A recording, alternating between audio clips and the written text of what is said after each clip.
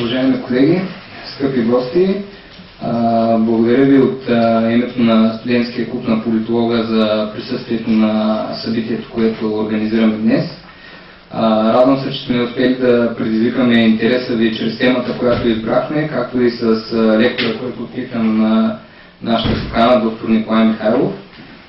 Няма да правя подробен биографичен очерк на нашия гост днес, само ще спомена, че той е бивш народен представител, преподавател по психология и психиатрия, теолог, автор на много статии и текстове, на очерци и анализи.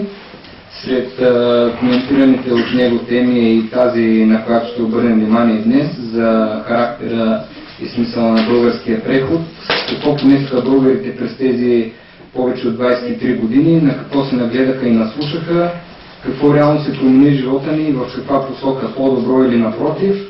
Няма да укрепвам повече завеста на тематиката, ще оставя тази чест на доктор Михайлов. Искам също така да благодаря и на нашия колега и активен член на студентския клуб на политолога Божо Колов, който осъществи комуникацията и спомогна за това доктор Михайлов да бъде наш лектор днес. Не забравяйте да зададете въпросите, които ви вълнуват след приключване на настоящата лекция. Желаем приятно слушане и доктор Михайлов, заповядайте. Благодаря на всички. Радвам се, че съм между вас. Благодаря ви за посещението. Чест е за мен. Това са дежурните думи, но са верни в случая. Искам да се осведомя, вие сте основно политолози, не? Или? Психолози. Социология учите също, вероятно, или основно политолози. И сте членове на този клуб на политолога, или повечето са.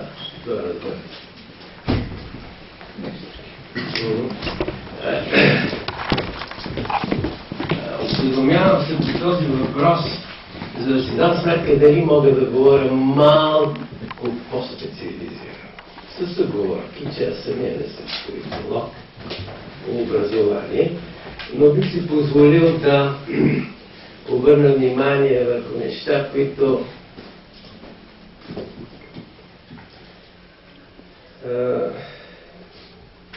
в текущия печат обикновено не могат да бъдат прочетени. И на улицата обикновено не се коментирали, макар че те страдалческата позиция да понесе ефектите на това, което наричаме преход, собствено нашата тема днес.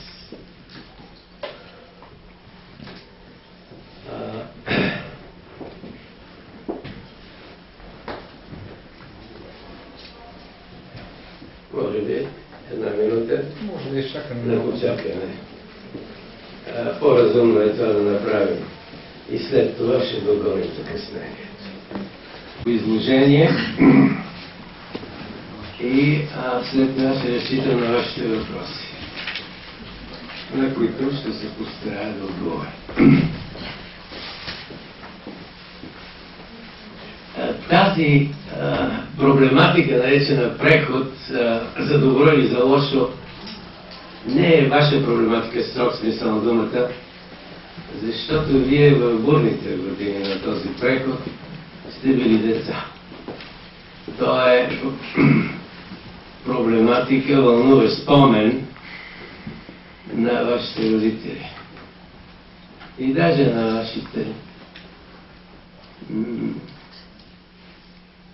баби и дядовци. Все едно нещо знаете. Нещо сте чували. Имате такава родова памет за преживяното, макар не от вас.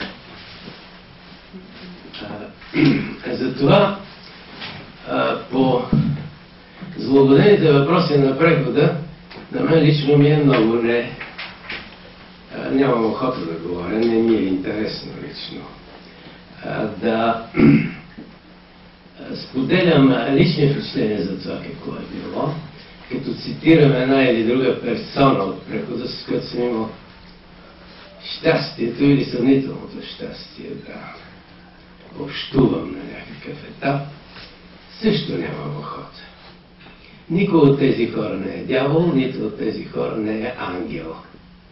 Тези хора са това, което са, противоречиви личности, с добри и с на определени етапи в определени отношения егоцентрични мотиви за публична дейност. Това е банално да се каже, това е така със всяко човешко същество. Особено в такава драматична неяснота, като прехода от тоталитаризъм към демокрация. Сложен период, без всяко съмнение. По-важно е да знаете какво се случи по-общо. Срути се една тоталитарна утопия, рухна по силата на иманентни противоречия, вътрешни недъси. Не можа да удържи,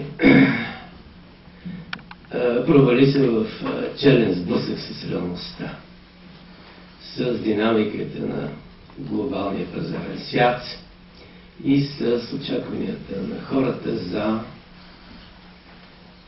свобода и достоен начин на живот, както гласи клишето, но и то е вярно. Тази история беше 1989 година приветствана с необикновен възторг, да знаете това. От всички, които бяха измъчени от тази система. А какво беше най-мъчителното в нея? Най-мъчителното не беше недоимък. Това, че рафтовете бяха празни, полупразни или пълни с некачествена стока, която не привлича окото и не съответства на глобалната реклама на потреблението. Това, което знаем от гланцевите списания. Ние вече в късните години на социализма имахме във въображението си други консумативни възможности. Бяха ни посочили образци на, така да се каже, хедонистичния свят, на възможности, които този свят предлага, към които нашето въображение беше не без друго устремено, силно еротизирано в тази посока. В 1989 година приветствахме свободата и образа следователно на един живот, който за нас беше нещо като Ханаан. С други думи, като обетована земя. Първите знаменити митинги, за които сте чували, са буквално пиянство на един народ, разлив на енергия. То беше нещо изключително вълнуващо, защото българският народ няколко пъти е бил в такова състояние на единодушие, на ентусиазъм, на възторг, на споделен солидарен възторг от историческо събитие. И то не беше свързано с военна победа, с някакво кръвоизлияние, така да се каже, постигнат национален идеал, а просто продишване на милиони. Това беше то. Много силно, много голямо вълнение. Много голямо. И ретроспективно това се оказа и една велика в много отношения илюзия. Защото аз помня тези митинги срещу храма Свети Александър Невски. Там беше привилегированото място на това бдение на свободата, на това празнуване, на това честване на новопридобитата свобода. Помня специално един непознат за мен господин, който промълви на своя съпътник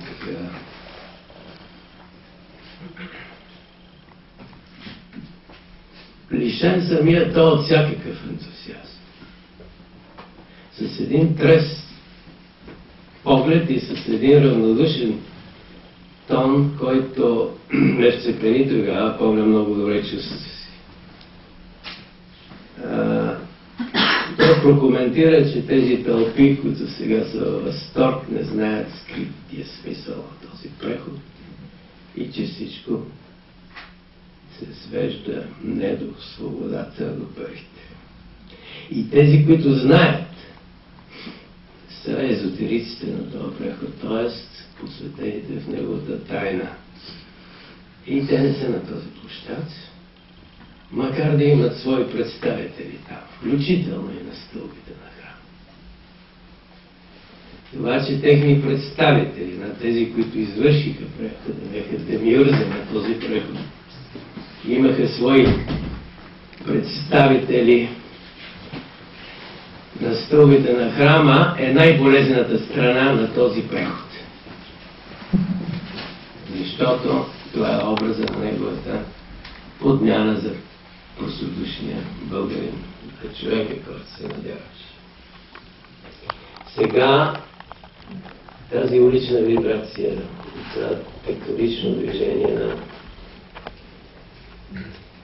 градската улица от последните седмици е някакво ехо на това, което тогава беше преживявано във всички случаи, е някакво дълго сдържано, глухо разязнение и гняв, че това, което се случи през тия 23 години, се е случило. Защото то произведе губещи в много по-голямо количество, отколкото хората са подозирали в самото начало. Сега обобщението на този преход е много по-комплицирано. Крайната му дефиниция е много по-травматична, отколкото можем да си представим. Това в самото начало. Но вижте,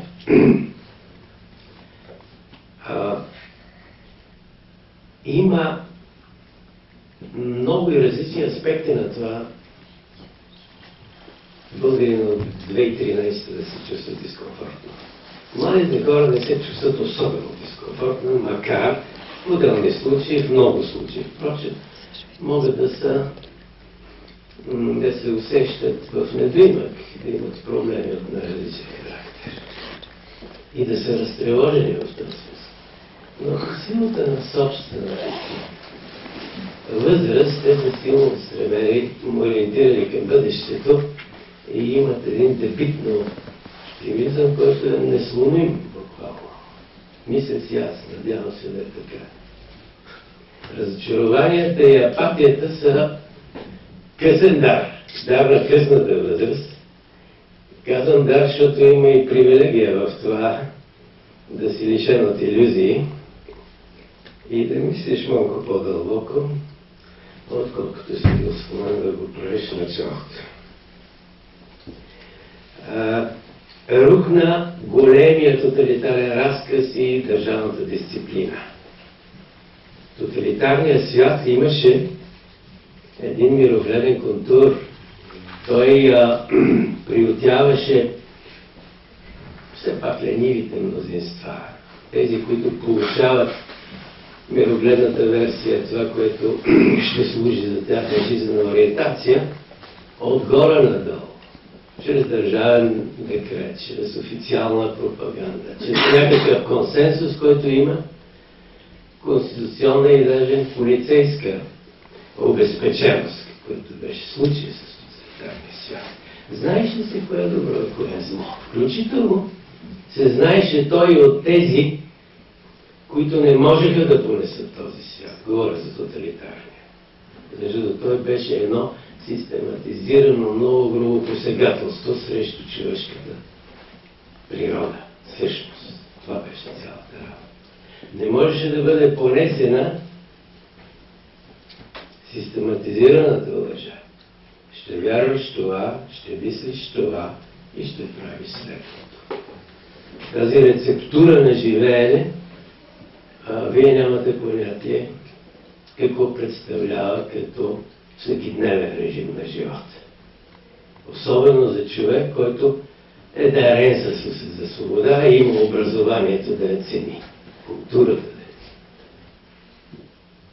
Все едно и тези и другите, които бяха щастливо адаптирани към този свят, имаха яснота за това, кое е добро и кое е зло, кое е допустимо и кое е недопустимо.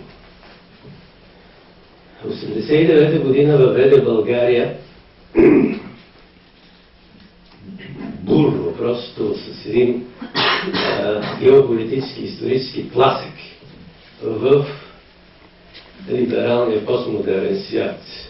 От някакъв смисъл по парадокс от домодерния свят на тоталитаризма и на патриархална България, доколкото тоталитаризма включваше и елементи на патриархална България, ние бяхме въведени в свръхсложния, скептичен, релативистичен, много проблематичен постмодерен свят, в който не е ясно кое е добре, кое е зло. Край не е ясно в какво трябва да вярваш, какво не. По-скоро всички тези регулиращи регулативи на живота са свързани с личен избор и даже с личен каприз. В началото на прехода, първата катастрофа, която се случи, беше катастрофата на езика. Имаше ежедневна преса, която освободи един език на придобиването и вулгарността, сякаш по декрет. Ако има някаква конспирация, аз съм склонен да мисля, че конспирацията е протекла основно през промислена деградация на езика. Това българската публика в тези години да загуби устите си за ценности, изразими през езика, защото езика удържа равнище на ценностно възприятие. Има език делничен, който въвежда човека в режим на цинизъм, естествено, защото той коментира човешкия цинизъм и го изразява. Това се случи с част от пресата, която обърна словореда, вкара жълтото масивно и скритото послание на тази трансформация езикова беше всъщност: слушайте сега. Не само, че няма нищо, няма добро и зло, ами има пълна свобода и нямате и много време. Ами бързо, кой както може, добирайте се до тези блага и до тази власт, която се търкаля на улицата, буквално свободна, изпусната от тоталитарната държава. Сражавайте се докато е време. Това беше и посланието на този човек до мен пред храма. Имаше две категории следователно, два типа преживяване на този преход.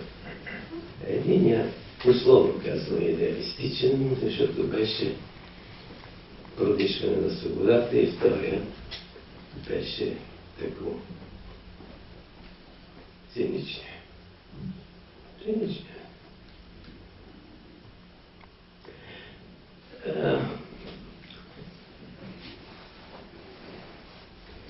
Това двоене между идеала на демокрацията и цинизма на ранното натрупване на капитала създаде отвратителния образ на българския превод.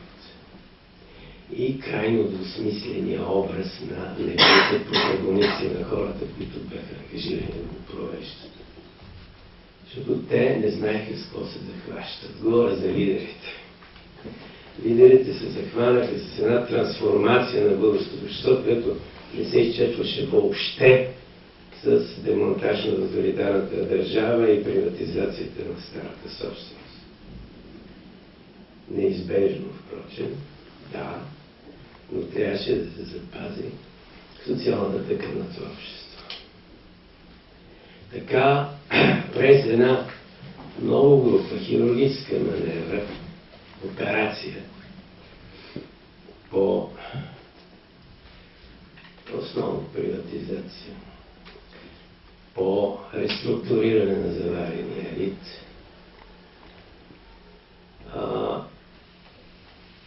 обществото беше много травматично префасонирано с една оговорка, че съгласно закона за регенерация на елитите, тези, които бяха елит от комсомолско партийната върхушка до 89-та година и от кулуарите, от коридорите на КДС, на Държавна сигурност, бяха реабилитирани, регенерирани като елит след 80-та година. И станаха не само строители на капитализма, но и евроатлантически гаранти на цивилизационния избор на България, което е във висша степен парадокс, ироничен, впрочем, и крайно досаден. Голямата беда е, че лидерите на българската либерална революция, говоря за политическия елит на реформаторската партия, 70 тогава, извършиха приватизацията, от която имаше драматична нужда тъкмо този стар елит. Сега нов. Той не можеше да извърши от свое име по никакъв начин, защото беше идеологически делегитимиран. Не можеха тези бивши хора да се явят и да кажат: ние сме тези, които ще разграждаме това, което построихме и ще го настаниме в собствените си джобове. Това не може да се. Бяха нужни наемници, три да се каже. И имаше един странен, много отблъскващ по една сметка консенсус между лидерите на либералната революция и стария елит, който никога не изпусна властта, лостовете на властта от собствените си ръце. Какъв консенсус? Консенсус, че новия елит ще бъде, тъй да се каже, поделен. Ще се даде простори на тези, които ще действат от името на либералните ценности в България. Така и стана. Сега елита, срещу което улицата е в сеизмично състояние, срещу този елит, не различава нито предишни, нито сегашни, защото улицата, ако няма възпитан интелект, а тя вероятно няма, има култивиран нагон и мощна интуиция да разузнава физиономии и да прави бързи, категорични и недосмислени обобщения за преживяното. Тя казва: всички са едно и също.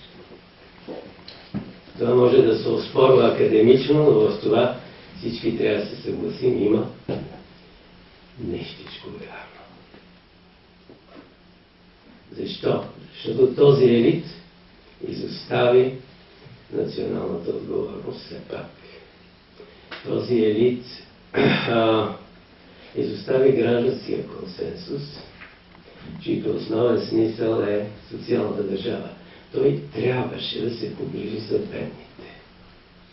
Казано в старата терминология. Бедните. Защото бедните е дума, от която се плашат. Струва им се сиромахомилска, струва им се негодна за употреба, недостатъчно контекстуална, авангардна и т.н.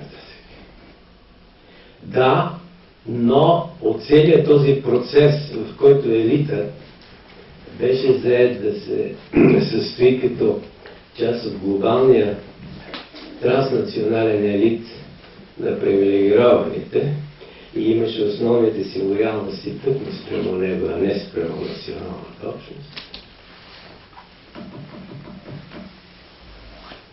Тези отдолу губещите в един определен момент казаха: сега ще се запалим. 4-5 души сме решили да изгорим като факли. Останалите ще слезем също така под земята, само че вие няма да разберете причината. Ще направите статистика, в която ще пише, че българската демография страда и че към 2050 година нацията ще си отиде. Това е глухия стон, това е глухата реплика, това е политологичната реакция на тия хора, на немите мнозинства.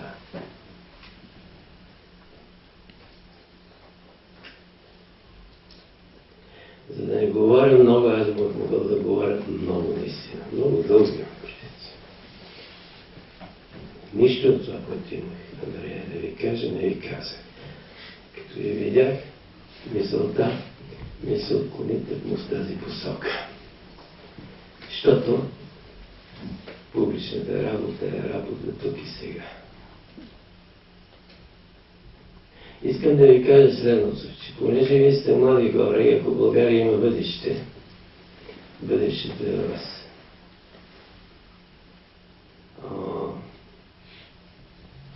Трябва да знаете, че истината и това, което си ще достоен живот, особено е невъзможно без тази истина. Да го знаеш някаква истина е винаги на социален риск. Не можеш да бъдеш, или е много трудно да бъдеш успешен в една система без мощни компромиси. Особено в системата тази.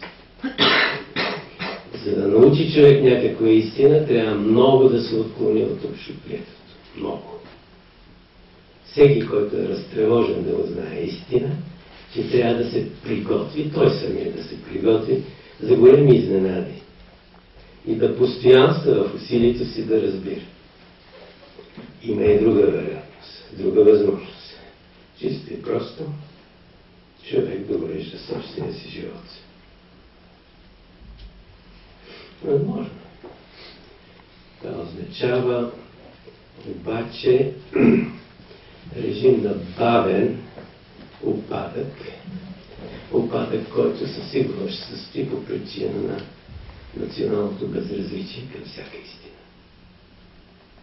Като ме питате за този преход, аз ви казвам следното. Бедата на прехода е, че устът за другия беше загубен, собствено никога не е съществувал, изглежда. Много бързо бяха мобилизирани всички сили за лично осъществяване, за това, което се нарича реализация. Всеки отпраши по разпътните пътища на собственото си добруване. Националната общност загуби контур, разпадна се до голяма степен. Преживя собствения си социален свят като фасада, като бутафория, делегитимира елита, защото го разпозна като лицемерен. И накрая политическата власт започна да се упражнява, ако не действително то поне във въображението, от неквалифицираните мнозинства на улицата, които не трябва да бъдат по никакъв начин презирани или гледани отгоре надолу, защото те трябва да бъдат чути в това, което не се умяват да кажат. А те казват това, което се опитали да ви кажа аз. Надявам се на вашите въпроси сега. Или просто на коментари. Човек, който би искал да зададе своя въпрос или въпроси, ако има повече от един такъв, за тази цел сме осигурили микрофон, на който ще може да отправите питанията си, така че моля, призовавам ви, който се интересува, нека не се притеснява да зададе своите въпроси. Заповядайте.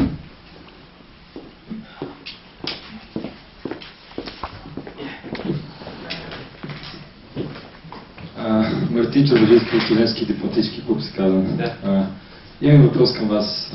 Говорим за прехода, за сегашната ситуация и съм оставил впечатлението, че много наши съграждани смятат, че прехода не е приключил и ако ви да, че той не е приключил, дали тези тълпи, които са на улицата, могат да приключат този преход? Благодаря.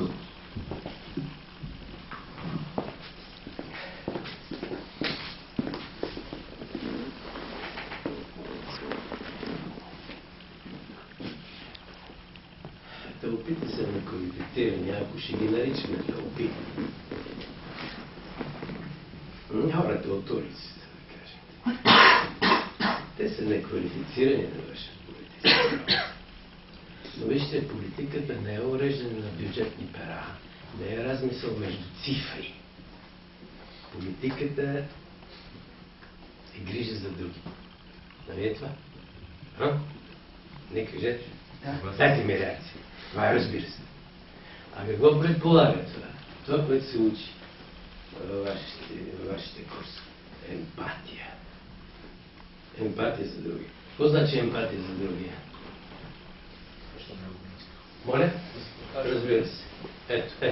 Кажете го по-високо, увеличете.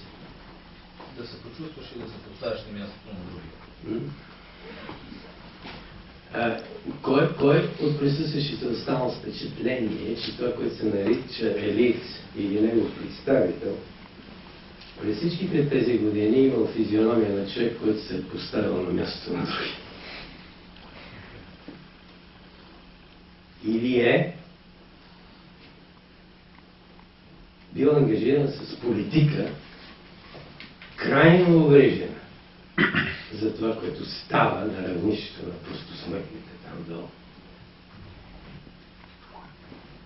Няма такава физиогномика, аз не познавам това.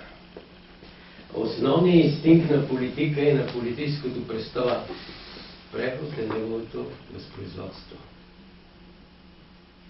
Електоралната подкрепа. А тя се постига чрез пиар и пропаганда.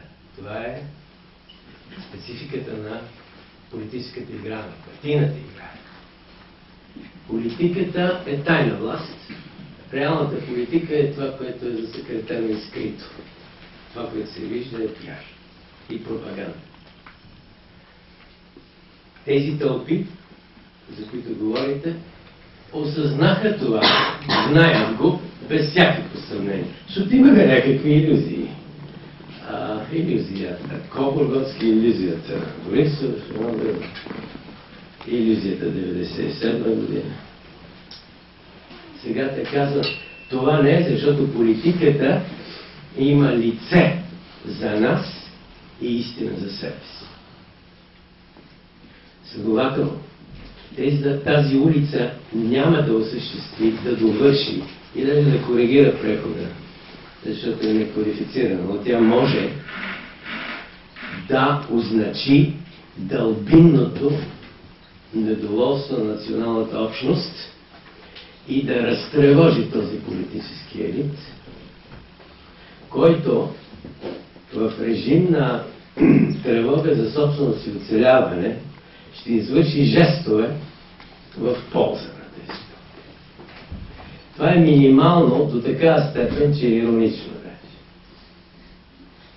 Това е минимум. Аз лично не вярвам да се случи повече. Не. Известен стрес за елите. От този стрес може да проистекат няколко кратни броени на пръстената ръка следствия.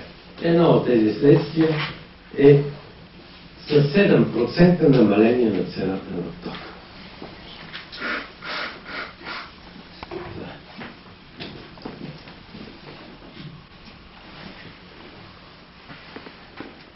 Някои други? Не. Добре, аз тогава ще задам един въпрос, който така ме вълнува. Вашето виждане, тъй като четох едно ваше интервю от гледна точка на това, че в момента е малко недостатъчно е времето, ако трябва в българския политически живот да се появява нов месия.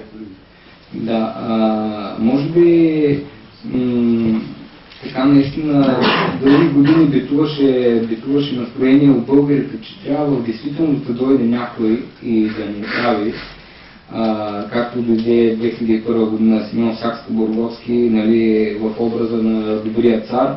После 2009 година дойде Бойко Борисов с образа на доброто ченге, на добрия полицай по-скоро, защото в България на ченгета викат и на доносниците от държавна сигурност, ако мога така да се изразя. Къде реално трябва да помисли, в каква посока народа трябва да помисли за промяна, ако иска в действителност да акумулира някаква енергия за подобряване на обществения и на политическия си живот? Аз не виждам никаква възможност, никаква надежда, освен вашата радикализация. Но аз и не вярвам много в нея. Да го кажа честно.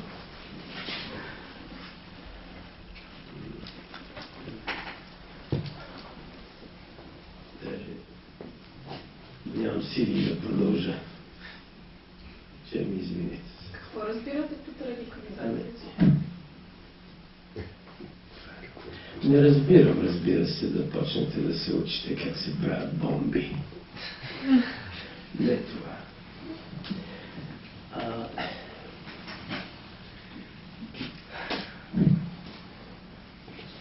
То е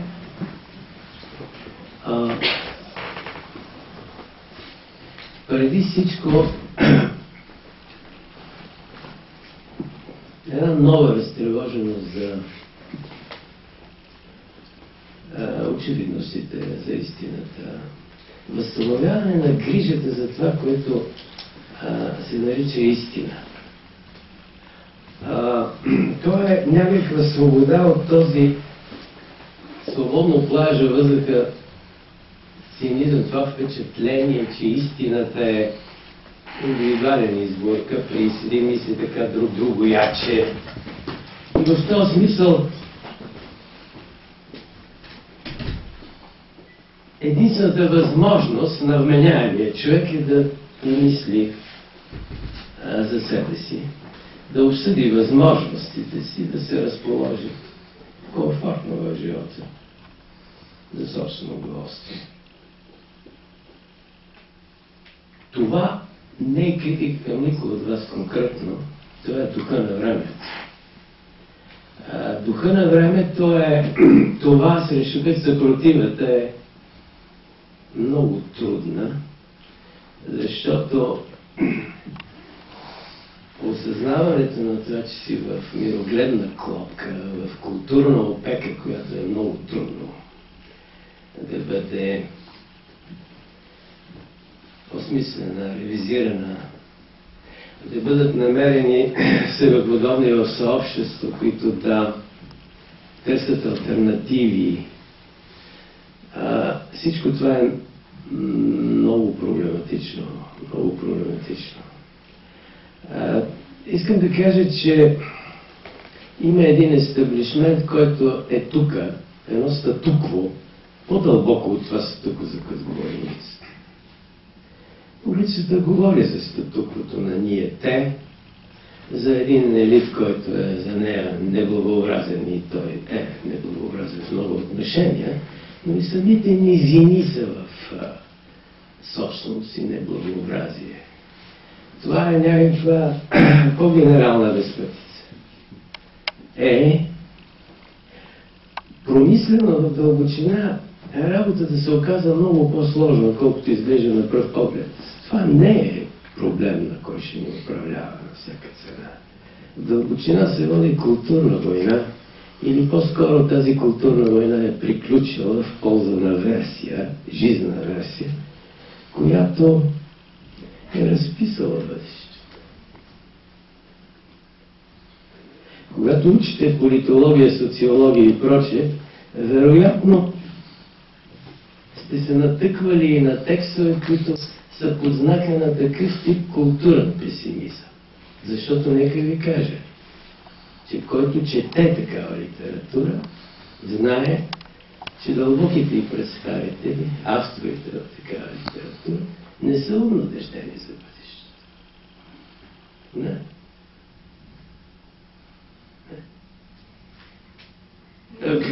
Кажете, слушай. Защото вие говорите за някакъв вид радикализация на младите хора. Как това може да се случи, след като тези млади хора са отгледани от същите те толкова вече млади хора, които всъщност са репродуцирали този културен модел, който е версия на този, който би трябвало да бъде. Хубаво, точно как трябва да се случи това отделено от миналото и от тези хора, които нас ни... Да, благодаря ви.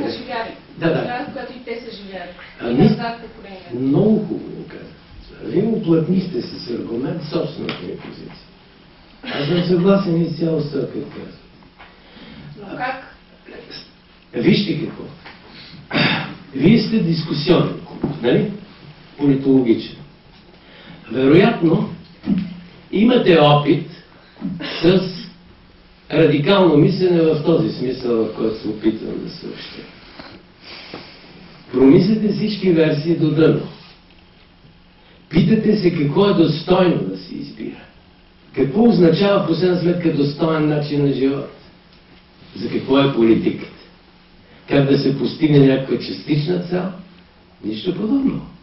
В последна сметка, политиката представлява организация на живота от гледна точка на идеали и ценности, а не от гледна точка на утилитарни цели. От такъв хедонистичен тип, с какъвто сме свикнали да боравим в политическото си въображение. Защото става дума за цени, не става дума за ценности. Как може да се понесе обстоятелството, че в България се запалиха 3-4 или, не дай Боже, повече хора? Че се самоубиха също така някои с същата мотивация на извършеното. Странна работа.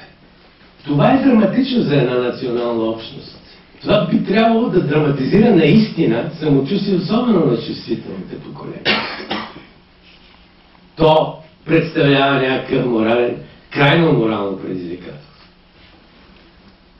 Вместо това, медийният свят го преформулира като своеобразна новина за своеобразно перверзно медийно наслаждение. Нещо като ужасите на нашия национален театър, които имат и нещо подобно на, как да кажа, ужасно ми е да кажа, но имат някаква театрална стойност. Всичко това мобилизира около трагичното събитие безконечни репортажи на разплакани хора, които съобщават, защото са стимулирани от репортерите да съобщят страшната си социална ситуация, която трябва да предизвика някаква сълзлива реакция. Освен това, разбира се, има и страничния ефект на стимулиране на такъв тип поведение, защото през този акт на самоубийство тези хора постигат социални цели за семействата си. Става ясно, че общината ще отпусне на близките на покойника по трагичен начин пари. Ще му опрости дълговете, каквото става в радио. И някакви хора си казват, последна сметка не мога да гледам очите на децата си, въобще. Нито на жена си. Ще се запаля и това. И след това ще дойде общината и ще ги ушета. Ще им даде пари и ще му опрости дълго.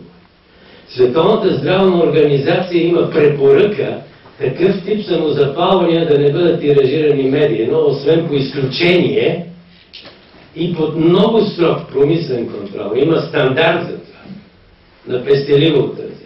Има страни, в които самоубийството не може да фигурира заглавие, като в Норвегия, например. Даже има журналистически регламент за табуиране на такъв тип новини. Защото има миметични, подражателни вълни на самоубийство. Моля се, да. Аз съм Богослов Сав, втори курс международни отношения. Искам да задам въпрос, който е моят мнение, искам да ви питам за вашето. Не мислите ли, че целият проблем на прехода всъщност е подхода към него, че в България още от учебниците нас учат още от епохата на Възраждането, че България е революционна държава на революционери, а защо този преход не се проведе и все още няма желание за еволюционно развитие, за надграждане, за дострояване, престояване, не за разрушение. Значи ние сме свидетели, ще направя кратък паралел с Възраждането, учим за работни завески, разбира се, големи българи. В нашето съзнание се създава революционни облик на българи. Някакво се губи се цялата основа на българската църква, на българските читалища, на българското училище, на българското семейно патриархално възпитание, което еволюционно издига масата до нивото на развитие.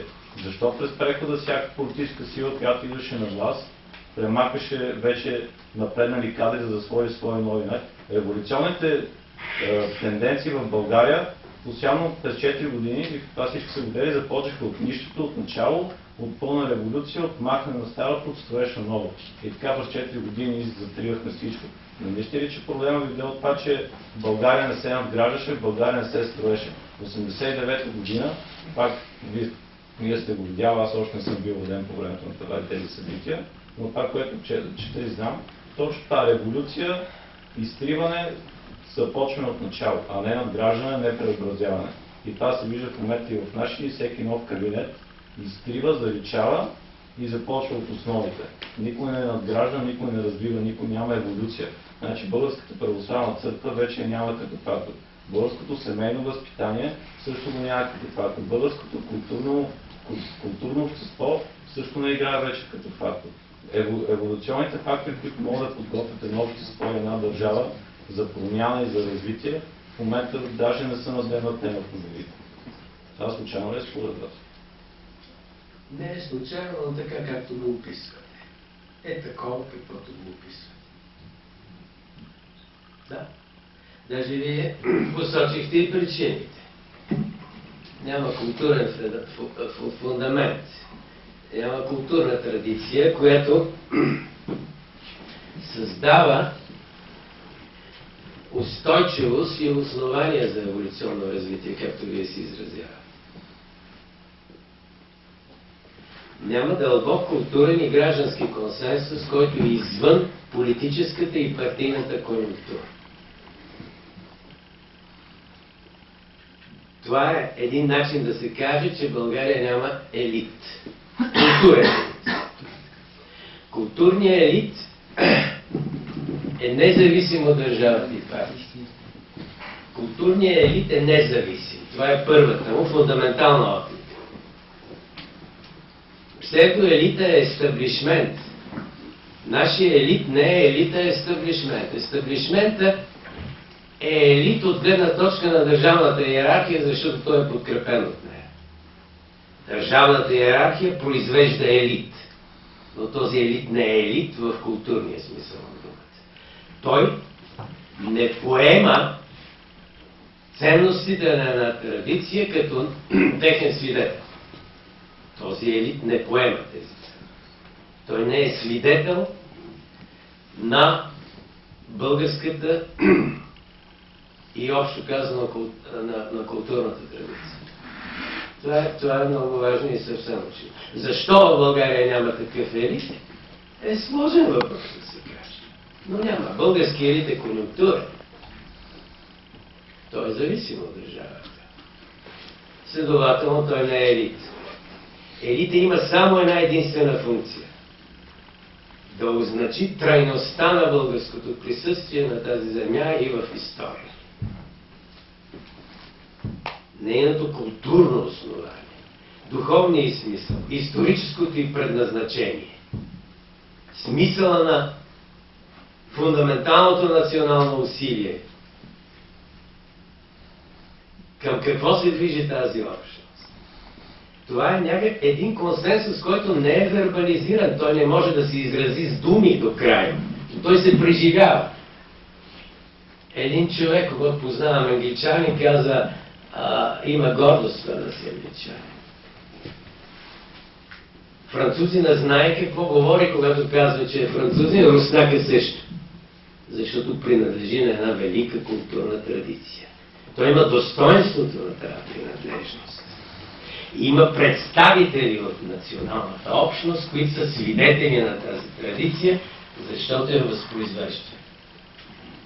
Можете ли да ми посочите няколко имена, да кажем 10 на брой, които са абсолютно безспорни представители на българския културен елит, независими и свободни?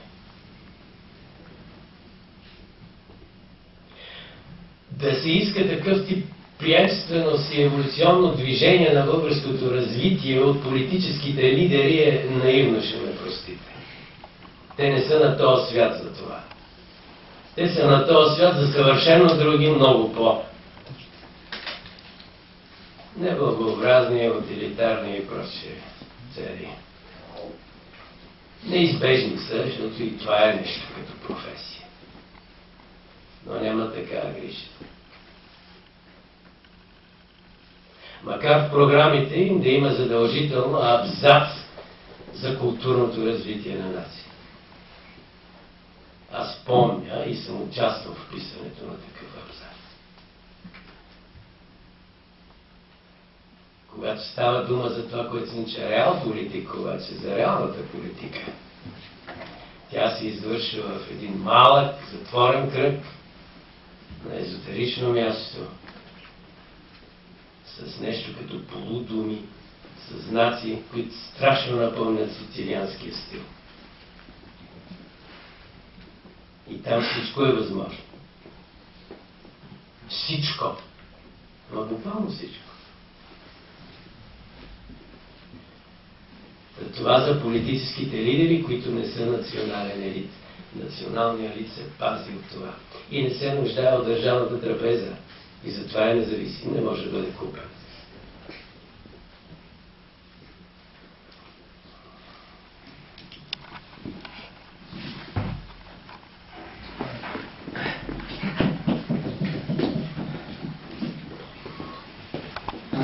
Тъй като споменахте за това, че повечето принадлежи на нас, моите българи, и в същото време казахте, че тълпата или хората на улицата сами по себе си не могат да бъдат източник на промяна. Споменахте и за медийните и партийните пропаганди и перверзии. Искам да ви питам, има ли някаква формула или политическа линия на действие, която можем да следваме за изкореняване на псевдоелитите от следващите 20-30 години, може би, нещо такова? Разбирам. Това, което казвате, е чудесно просто. Защото аз се питам трескаво. Дали е възможно това? Знаете ли какво имам да ви кажа? И това накратко, боя се, че времето напредна, ще бъде изтощено говорение на слуша. Следното.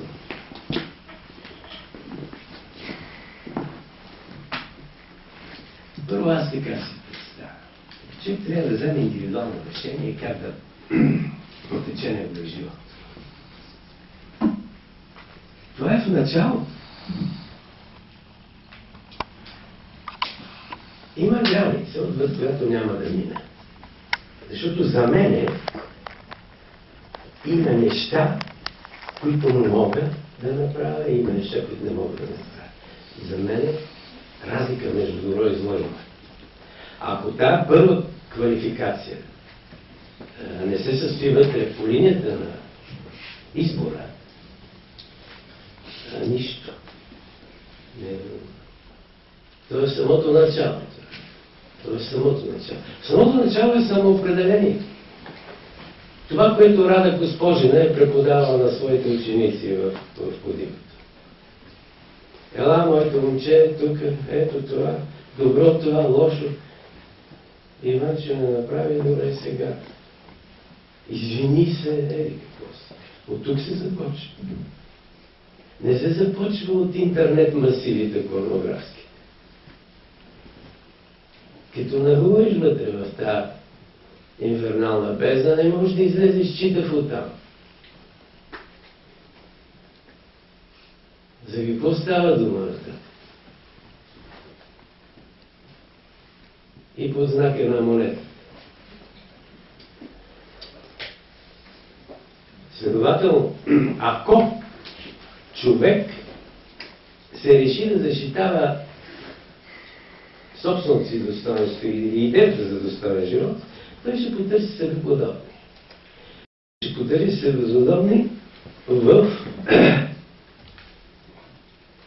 конкретен проект, да кажем политически проект.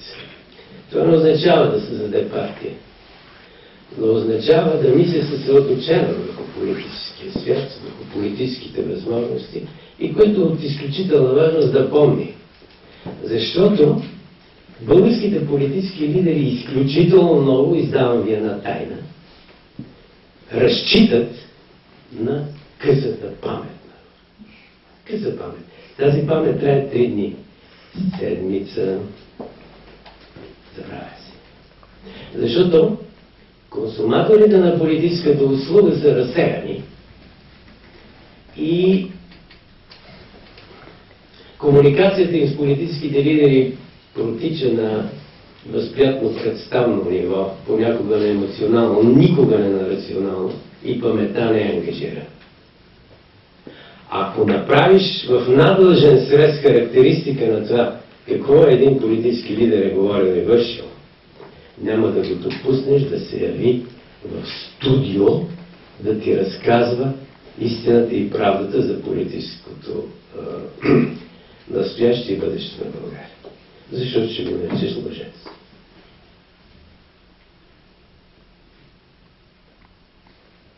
Има една грандиозна адаптация към лъжата. Просто лъжата е в индустриални количества в България. И се консумира охотно.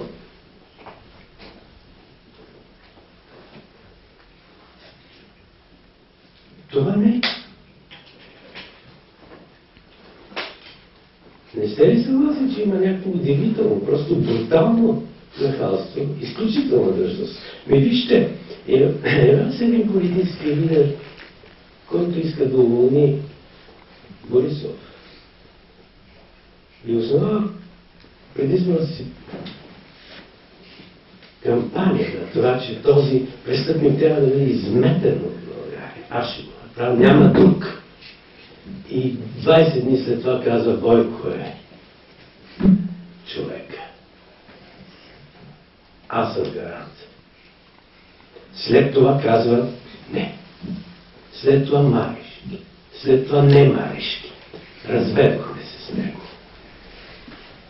Същото с другия един синховец от радикалната фаланга на българската политика.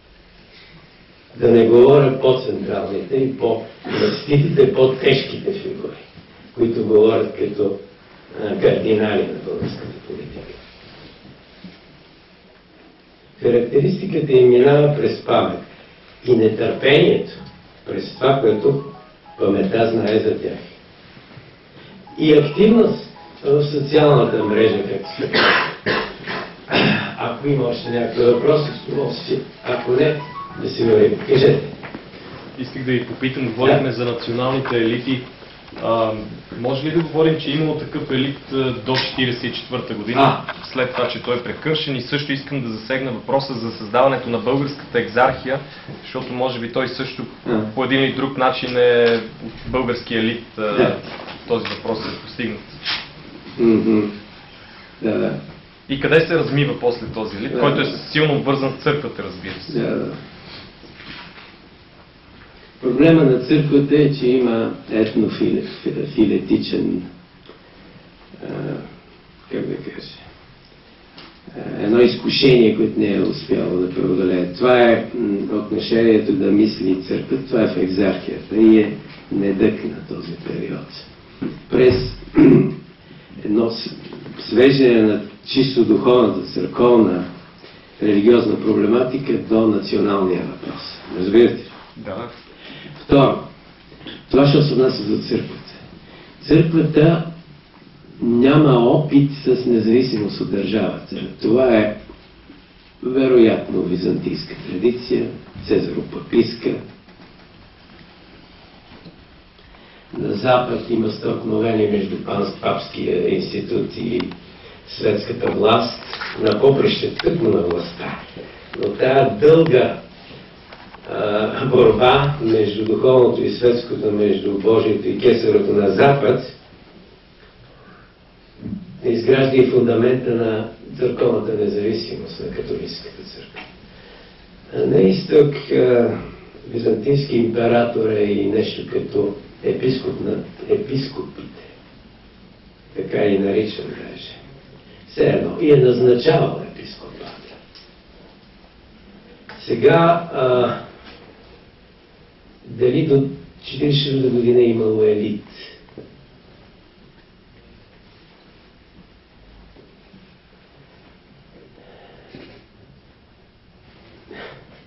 Не мога да ви кажа нищо лошо. Някакъв елит е имал. Но този елит е епигонски. Една част русофилски, една част свързана с Белгийската конституция, както известно. С либералните влияния.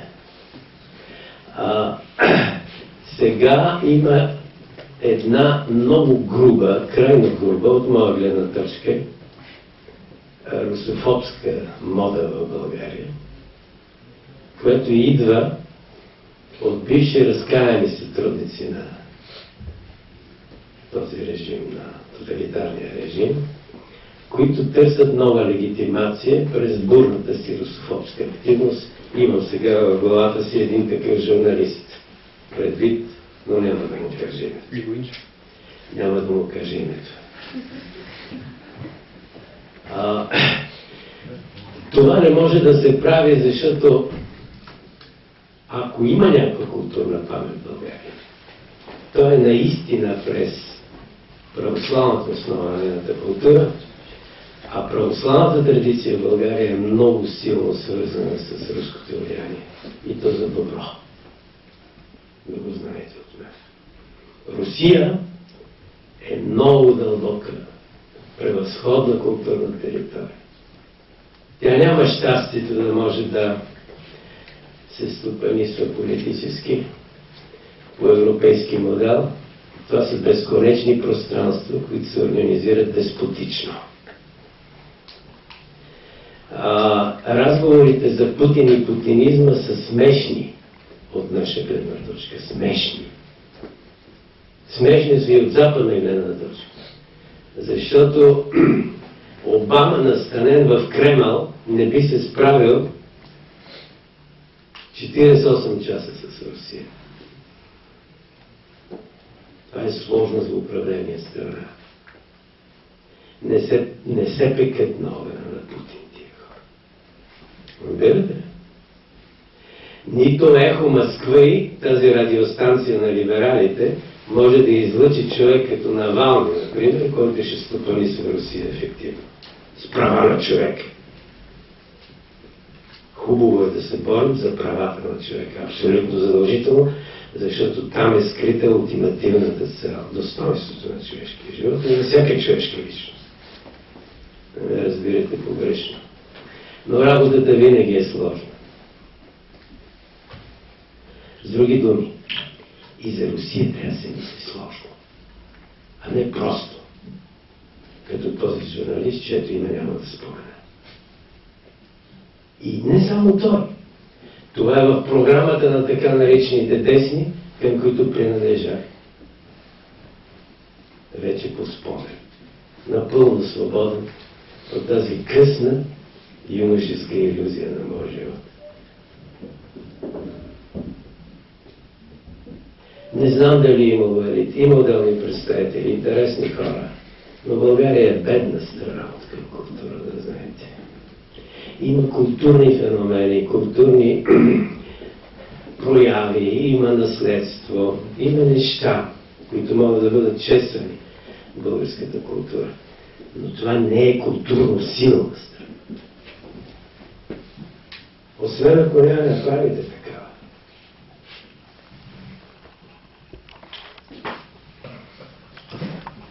Колеги, ако няма още въпроси, Доктор Михайлов, в този аспект да говорите, ние сме от едно поколение, с колега доктор Мукшо съм. Ще влезете ли един персонален въпрос отново в политиката? Искам да ви напомня, така по спомени Платон, че тези, които могат и имат капацитета да правят политика и се гнусат от това, са наказани да търпят политиката на некомпетентните. Тоест нещото време. Благодаря за комплимент. Според мен е факт. Да, зависи от младите хора. Да.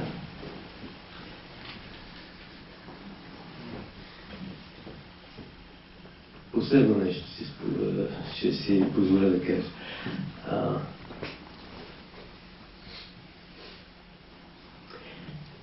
Тази улица сега, като излезе, освен че протестира за цената на тока, тя празнува единствено достъпната за нея общност. Тя има рамо на себеподобен до себе улица. Тези хора са заедно. Това е някаква реакция срещу българската анония, срещу фундаменталното беззаконие, разпада на българската социалната тъкан. Това произлиза от неща, за които говорихме, но включително и от обстоятелството, че българския капитализъм е не от Веберов тип, трудов, продуктивен капитализъм, който е възможен само на етически фундамент, за който сте учили. Става дума за протестантската етика, за християнска етика. В специфично калвинистично изтълкуване етика, разбира се. Този капитализъм е циничен, финансово-спекулативен, виртуален, хедонистичен. Капитализъм на наслаждението и на авантюрата на свободното време, както се изразява. Сега този капитализъм числи свои представители от банковия сектор, които взимат месечна заплата от няколко милиона. И когато тези от блокирали Уолл Стрит, да се каже, окупирали Уолл Стрит, отдолу се стълпяват в основите на тази голяма метафора, реална сграда, съществена метафора. Отгоре, това прочетох, видях, даже снимки не. Излизат двама, една жена там и от една бутилка наливат в чаши шампанско, за да позовят долу.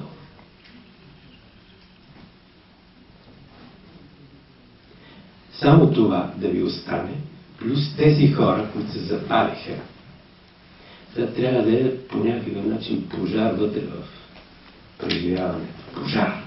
А ако човек поддържа пламъка на някакво свещено недоволство, някакво несъгласие, няма да отиде да се пали, защото това би било глупаво.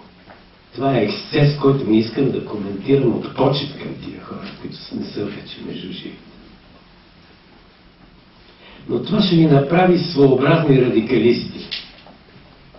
Тоест, хора, които знаят тънката си сметка, няма да се продадат лесно. Ще следват един път на достоен живот. Ще живеят дълго във въпроси, без отговори, докато накрая им се яви нещо от отговорите. Защото човек трябва да бди при въпросите, за да го посетят отговорите. Толкова. Мерси.